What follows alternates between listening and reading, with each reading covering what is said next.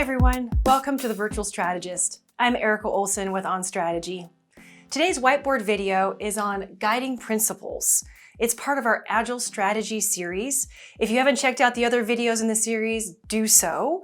This one is a little bit more of a nuancy topic, but is very central to having an Agile strategy. So let's talk about it. When we say guiding principles, another way to think about the topic is guidelines for decision-making for your team. We know the minute the ink is dry on a strategic plan, there's a new opportunity, a new dynamic, a new something that's going to come out of left field that's going to upset the focus that you've created in your strat plan. So what do you do about that? Well, one way to address that is by having an agreed upon set of guidelines or guiding principles that help keeps your strategy alive and agile. So let's talk about it. Guiding principles are not values. Values are behaviors, and they're not actions, they're guidelines.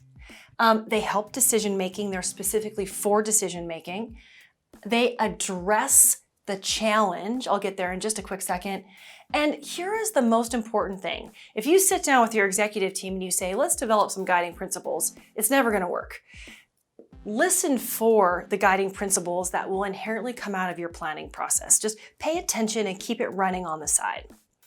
And here's a STEM completion that will really work. We will something. That's a really good way to know that we've got a guiding principle instead of a value or an action. So let's put this to work.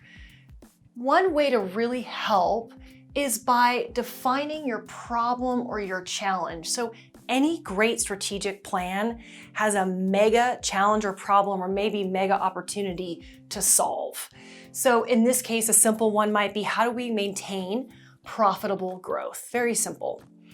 So the guiding principles, let's keep it to, less than half a dozen, are very much targeted about solving this problem. So what are some principles to put in place? Here are some examples.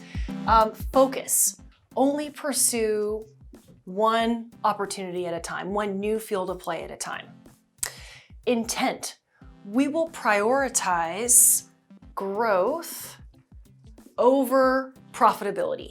Or you might actually prioritize profitability over growth. Very different. Great example of a guiding principle. Return. Minimum expectation is cash flow in, 3 years. So if it's a new field of play, it's growth, we want our cash flow to return in 3 years. It might be 5 for you, whatever the number is. Impact. You might have an impact guiding principle. Something is co-equal to profit. Maybe employee satisfaction is co-equal to profit, meaning we're not going to pursue things that deteriorates our employee satisfaction.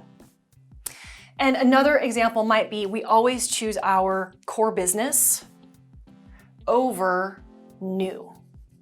So those are just some examples of how you might keep your strategy alive when new things come in front of you, in front of your team. You have some new decisions to make, knowing that you've got a challenge or problem to solve, and you've got some guidelines that will help you keep your strategy agile. For more information on this topic, check out the master, Richard Rummelt, his book, Good Strategy, Bad Strategy. He goes in a lot more detail. Thanks for tuning in. Check out our social channels. Happy strategizing.